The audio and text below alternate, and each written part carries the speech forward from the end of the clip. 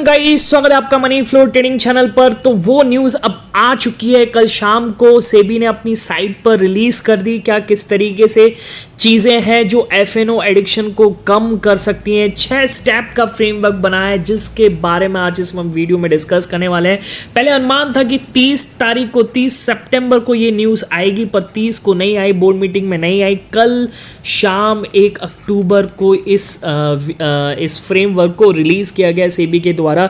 इस वीडियो में हम इस फ्रेमवर्क को समझेंगे। क्योंकि ये हमारी रोजी रोटी से रिलेटेड है। सीधी सी बात है कि हम एफएनओ में ट्रेड करते हैं, किस तरीके से प्लान करना चाहिए, सेलिंग कर पाएंगे, बाइंग कर पाएंगे, नहीं कर पाएंगे, ये सारी चीज़ हम इस वीडियो में डिस्कस करने वाले हैं। ओके, तो वीडियो स्टार्ट करने से पहले अगर आप मेरे चैनल पर नए हैं तो सबसे पहले तो आप चैनल को सब्सक्राइब कर लीजिए, साथ के साथ बेल आइकन को प्रेस कर दीजिए, क्योंकि इस चैनल पर आपको डेली आप समझ सकते हैं बीटीएसटी की रिगार्डिंग, मार्केट एनालिसिस की रिगार्डिंग वीडियो आती रहती है। प्लीज़ जाकर के देखिए, कोई भी इंफॉर्मेटिव वीडियोस आती है तो वो भी रिलीज की जाती है। पर एक चीज़ याद रखिएगा, अगर आप मेरे व्यू पर प्लान करें तो आपको पता होना चाहिए I am not SEBI registered, मैं सेबी रजिस्टर्ड नहीं हूं। तो प्लान करने से पहले अपने फाइनेंशियल एडवाइजर से एडवाइस जरूर कर लीजिएगा, ठीक है। चलिए अब आते हैं सबसे पहले क्या 6 स्टेप्स का फ्रेमवर्क रखा है और किस तरीके से इसको कर्व किया है एफएनओ एडिक्शन से सेबी ने, उसको हम यहां पर इस वीडियो में डिस्कस करने वाले हैं, ठीक है। चलिए स्टार्ट करते हैं। सबसे पहले सेबी ने तो पहले आप इसका पीडीएफ मैं अपनी टेलीग्राम चैनल पर शेयर कर दिया। अगर आप मेरे टेलीग्राम चैनल पर नहीं है तो आप मेरे डिस्क्रिप्शन से जाकर के ज्वाइन कर सकते हैं, ठीक है। आप वहां से जाकर के पूरा पीडीएफ देख सकते हैं। मैंने सेबी रिलेटेड पूरा वीडियो ये फ्रेमवर्क का एफएनओ का दे दिया है, ठीक है। चलिए अब आते हैं, सबसे पहला पॉइंट क्या रखा है, 6 पॉइंट है, उसको हम फटाफट से डिस्कस करते हैं, ठीक है। Upfront correction of the option premium from the option buyer, ठीक है। देखिए क्या होता है कि बहुत सारे ब्रोकर्स क्या ना लेवरेजेस देते हैं, ओके, 1x 2x 5x आप इसमें कर सकते हैं और आपको मार्जिन फिर कम रखना पड़ता है, पर आप लेवरेजेस का यूज़ करते हैं तो आप ज़्यादा क्वांटिटी में ट्रेड कर पाते हैं, ठीक है। वो अब नहीं होगा, वो बिल्कुल ख़त्म कर दिया है, ठीक है। अब जैसे मैं तो धन में करता हूँ, धन में ऐसा ऑप्शंस अवेलेबल नहीं है। अपफ्रंट मार्जिन तो पहले ही काफ़ी ब्रोकर्स तो पहले ही लेकर के रखते हैं अपफ्रंट मार्जिन, ओके। तो कहने का मतलब ये है कि भाई ऑप्शन प्रीमियम जो भी आप बाय करते हैं उसका आपके पास उतना पैसा आपके डीमैट अकाउंट में होना चाहिए एज अ बायर, ठीक है। तो upfront collection of the option premium option buyer क्या करें, in order to avoid any undue intraday leverages to the end client and to discourage any practices allowing any positions beyond the collected, मतलब आप अपनी position से ज़्यादा, मतलब आपके पास पैसा भी नहीं है और अपनी पोजीशंस के बियॉन्ड आप वहाँ पर खरीद रहे हैं, तो वो चीज़ अब पूरी तरीके से बंद कर दी है, which is upfront collection of the margin. ये पहला हो गया, ठीक है, ऑप्शन बायर के केस में, ओके। चलिए दूसरा आते हैं। दूसरा पॉइंट क्या है, बहुत फटाफट से डिस्कस कर लेंगे, ठीक है। दूसरा पॉइंट क्या है, removal of calendar spread treatment on the expiry day. इसको समझिएगा। देखिए क्या होता है, एक एक्सपायरी स्प्रेड बनाया, मतलब एक्सपायरी का एक कैलेंडर स्प्रेड बनाया जाता है। काफ़ी लोग, ये फेमस स्ट्रैटेजी है, सेलर से जो सेलिंग करते हैं उनको तो पता होगा पूरी तरीके से, क्योंकि फेमस है और बहुत ज़्यादा इफेक्टिव भी होती है, ठीक है।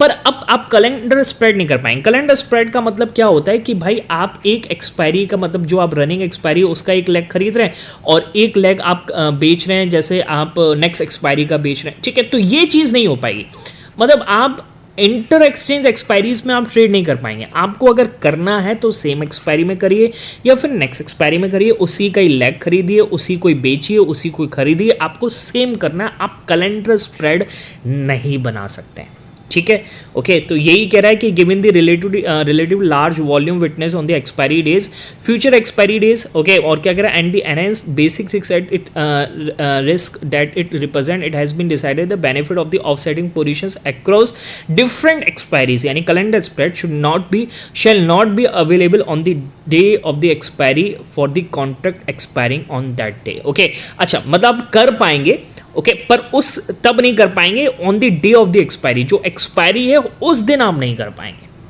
ठीक है।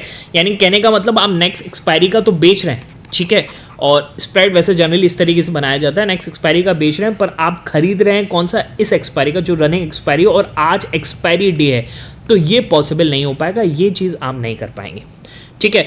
तो कैलेंडर स्प्रेड पूरी तरीके से हटा दिया, यानी ये जो ऑप्शन है ये भी ऑप्शन सेलर के लिए है, सॉरी ये ऑप्शन सेलर के, वो तो ऑप्शन बायर के लिए था, पर वो तो होता ही है, ठीक है। चलिए तीसरे पॉइंट पर आते हैं। तीसरा पॉइंट क्या है, समझिएगा अच्छे से, ओके, क्योंकि आप एफएनओ से करते हैं तो फिर भाई आपको ये चीज़ें सारी चीज़ें पता होनी चाहिए, ठीक है। Intraday monitoring of the positions limit, ये क्या किया है देखिए, ये आप अगर समझ के चलिए कि अगर आप किसी स्टॉक में प्लान करते हैं, ओके, उससे रिलेटेड है। अगर आप इंडेक्स में प्लान करते हैं तो उसमें इसका कोई प्रभाव नहीं पड़ेगा। कैसे, मैं आपको बताता हूँ।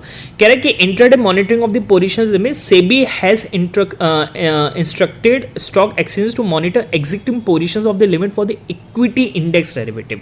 इक्विटी इंडेक्स डेरिवेटिव क्या होते हैं? स्टॉक्स ऑप्शंस होते हैं, ठीक है। तो स्टॉक ऑप्शंस में क्या होता है कि एक पोजीशन लिमिट होती है, ओआई की एक लिमिट होती है। ओआई अगर उससे ब्रीच कर जाता है तो वो क्या होता है कि स्टॉक बैन में चला जाता है, ठीक है। तो काफ़ी बार देखा गया है कि भाई जाता है फिर एकदम से हट जाता है, तो फिर मार्केट मतलब फिर वो लाइव हो जाता है, तो काफ़ी बार वो जो लिमिट होती है उसको ब्रीच कर जाता है ना। तो इस केस में क्या, और ये जनरली क्या होता है एक्सपायरी डेज में ऐसा होता है। तो intraday monitoring of the positions limit, ये इंट्राडे मॉनिटर किया जाएगा और इसको 4 स्नैपशॉट में किया जाएगा, कह रहा है। For this purpose stock exchanges shall consider minimum 4 position snapshot during that day, okay. 4 snapshot बना सकते हैं, 4 तरीके, मतलब 4 दिन में 4 बार तरीके से चेक किया जाएगा, ओके। और ये किसको करना है? ये करना है स्टॉक एक्सचेंजेस को, ठीक है। यहाँ पर सेबी नहीं करेगा, आप अपने हिसाब से टाइम बनाइए किस तरीके से आपको दिन में 4 बार स्नैपशॉट लेना है, उस तरीके से आप करिए, ठीक है। पर बियॉन्ड परमिसिबल लिमिट जो होती है उसके ऊपर नहीं जानी चाहिए, क्योंकि क्या होता है बहुत ज़्यादा वॉल्यूम्स होते हैं एक्सपायरी डेज में, ठीक है। तो ये अब ये इंडेक्स डेरिवेटिव से रिलेटेड नहीं है, इक्विटी इंडेक्स डेरिवेटिव यानी स्टॉक ऑप्शन से रिलेटेड है, 3rd पॉइंट, ठीक है। अब आते हैं अगला, contract size of the index derivative, इससे फर्क पड़ेगा ऑप्शन बायर को, ठीक है। और साथ के ये बड़ी बड़ा पॉइंट है एक तरीके से, और फर्क पड़ेगा ऑप्शन सेलर को, तो बहुत ज़्यादा फर्क पड़ेगा। उसको हम डिस्कस कर लेते हैं, क्या कह रहा है। विद इफेक्टिव फ्रॉम नवंबर 21, अच्छा ये वाला जो फर्स्ट वाला ऑप्शन था, ये वाला जो आपको दिख रहा है intraday monitoring of the positions limit, ये 1 अप्रैल 2025 से होगा अप्लाई, ठीक है। तो इसमें काफ़ी टाइम है अभी। अच्छा ये जो है ये अब 20 नवंबर से हो जाएगा, लगभग आप देख सकते हैं 45 से 47 दिन के आसपास हैं अभी। चलो देखेंगे क्या है। नहीं, आज कौन सी तारीख है? आज है 2 अक्टूबर, तो लगभग 48 से 50 दिन है, ठीक है। क्या कह रहे हैं, with effect from the November 2024 SEBI has increase the minimum contract size for the index futures and the options from 5 to 10 lakh currently to 15 at the time of its introduction in the market, ठीक है। अब कहने का मतलब है कि जो contract size होता है ना, जैसे कोई भी, मतलब आप ये समझ के चलिए कि जो एक्सपायरी अभी तक लिस्ट नहीं हुई है, जब भी कोई एक्सपायरी लिस्ट होगी तो उसका कॉन्ट्रैक्ट साइज 5 से 10 लाख रुपए होता है, ठीक है। मतलब आप उसको बेचने जाओगे तो आपको 5 लाख रुपए मार्जिन देना पड़ेगा, ठीक। अब वो क्या होगा, वो 15 लाख मार्जिन पर चला जाएगा, 15 से 20, इसमें पूरा नहीं लिखा, 15 से 20 लाख के मार्जिन पर चला जाएगा। यानी कहने का मतलब पता है क्या हुआ, इससे क्या होगा, जो ऑप्शन सेलर थे, छोटे ऑप्शन सेलर्स, कहने का मतलब जो 1 लॉट 2 लॉट को सेल कर लेते थे, उनको अब कम से कम 5 लॉट का मार्जिन रखना पड़ेगा 1 से 2 लॉट को सेल करने के लिए, ठीक है। अब 1 से 2 लॉट सेल करने के लिए वो कम से कम 3 लॉट का रखते थे, ओके। अब उनको 5 लॉट का करना पड़ेगा। यानी इस तरीके से आप समझ के चलिए कि छोटा अगर कोई भी है, छोटा सेलर जो है वो पूरी तरीके से यहाँ पर ख़त्म हो गया। ये तो आप समझ के लिए वो ख़त्म हो गया और वो कन्वर्ट हो गया किसमें, बायर में। अब वो बायर बन गया, ठीक है। ऐसा ही होगा। अब ये गलत हुआ है एक तरीके से एज अ सेलर पर्पस, ठीक है। पर बायर्स के लिए भी यहाँ पे थोड़ा बहुत नुकसान है, ठीक है। अब बाइंग भी आप यार 1 लॉट 2 लॉट से करने वाले तो होने भी नहीं चाहिए। 1-2 लॉट से जो करते हैं भाई कोई मतलब नहीं है आपका, ठीक है, क्योंकि आप चार्जेस ही इतना दे देते हैं, ठीक है। 10,000 20,000 में नहीं होती है, उससे ज़्यादा आपको रखना पड़ता है, एवरेजिंग करनी पड़ती है काफ़ी टाइम पर। तो ये तो ख़त्म हो गया कि भाई 1 लॉट से मैं बन जाऊँगा करोड़पति, तो वो तो आप जो सोचता है वो तो है भी बेवकूफ़, ठीक है। सीधी सी बात है यार। पर कहने का मतलब क्या, पॉइंट पर आते हैं। पॉइंट ये है कि जो आप अभी 25 क्वांटिटी का एक लॉट देखते थे निफ्टी में, अब ये लॉट साइज भी बढ़ेगा, क्योंकि आप देखना कॉन्ट्रैक्ट साइज बढ़ा है तो ये लॉट साइज भी बढ़ेगा, और लॉट साइज हो सकता है कि अब दोबारा से 50 या 60 चला जाए। अब आप समझिए 25 है तो ये हो सकता है 75 भी चला जाए, 3 गुना चला जाए, ठीक है। तो कहने का मतलब थोड़ा कॉस्टली हो जाएगा एज अ ऑप्शन बायर, और जो ऑप्शन सेलर था वो ऑप्शन बाइंग पर घुस जाएगा, ठीक है। तो इससे बाइंग प्रमोट होगी, बाइंग घट नहीं रही है, बात समझ में आ रही है, ठीक है। तो ये 14 पॉइंट था, ओके। और ये इफेक्टिव हो जाएगा नवंबर 2004 से, ओके।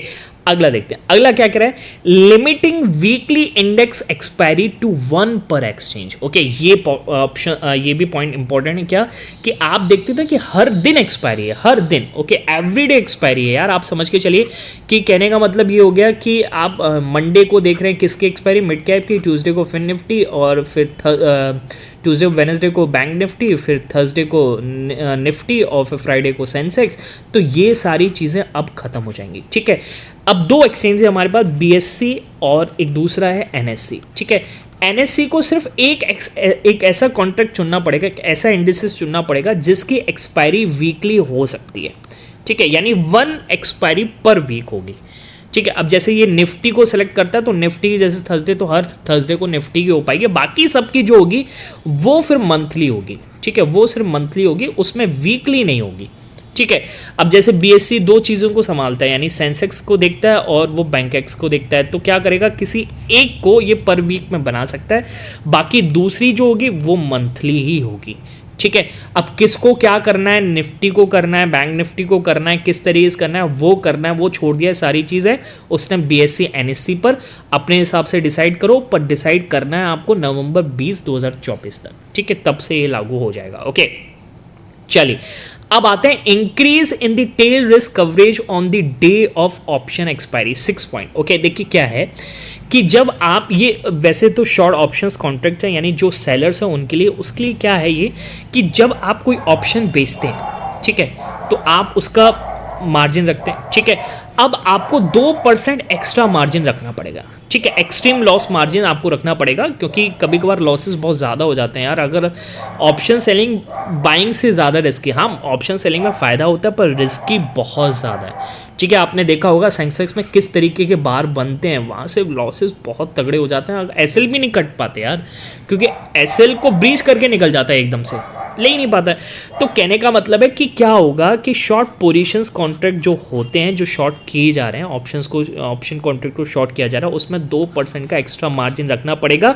और ये मार्जिन कब चाहिए, जिस दिन उसकी एक्सपायरी है। जैसे कहने का मतलब है, if weekly expiry of the index contract on the 7th of the month and the other weekly monthly expiry on the 14, 21, 28 for the option contract expiring on 7th, there would be additional ELM यानी extreme loss margin of 2% on the day 7th। Okay, मतलब जिस तारीख, मतलब आज कोई expiry है तो अब उसका जो अगर आप शॉर्ट करेंगे तो उसमें आपको 2% का एक्स्ट्रा मार्जिन देना पड़ेगा। ठीक है, बात समझ में आ गई। ओके, तो ये भी ऑप्शन सेलर से रिलेटेड है। सबसे ज़्यादा यहाँ पर फ़र्क पड़ने वाला है वो तो एक तो एक्सपायरी पर वीक। देखिए एक्सपायरी पर वीक वो बेनिफिशियल है, उससे क्या है कि मैनिपुलेशन नहीं होगा, कि यहाँ पर जो बड़े प्लेयर्स मैनिपुलेशन करते थे, ठीक है, वो नहीं होगा, क्योंकि ऊपर जाता था एकदम से नीचे, ऊपर जाता एकदम, वो चीज़ नहीं हो पाएगी, उससे आपको फ़ायदा मिलेगा, ये अच्छा है। दूसरा चीज़ क्या है, कॉन्ट्रैक्ट साइजिंग, ये फ़र्क करेगा। ये फ़र्क इसलिए करेगा क्योंकि छोटा सेलर तो ख़त्म हो गया, अब उसको पैसा ज़्यादा चाहिए। ठीक है, वो यहाँ से ख़त्म हो गया, वो कन्वर्ट हो गया बायर में। ठीक है, और बायर को कोई फ़र्क नहीं पड़ेगा, क्यों, क्योंकि भाई सीधी सी बात है, जहाँ वो 5 लॉट ले रहा था, अब 5 की जगह वो 2 लॉट ले लेगा, क्या दिक्कत है। ठीक है, पर उसको फ़ायदा होगा क्योंकि एक्सपायरी पर वीक हो चुकी, मतलब एक्सपायरी ख़त्म हो चुकी है। ठीक है, मोस्टली डेज पे आपको अच्छा मूवमेंट मिलेगा, तो वो उससे उसको फ़ायदा होगा। ठीक है, तो ये 6 पॉइंट्स थे, मैंने आपको क्लियर कर दी। ओके, बाकी मिलेंगे नेक्स्ट वीडियो में, तब तक के लिए बाय बाय, टेक केयर।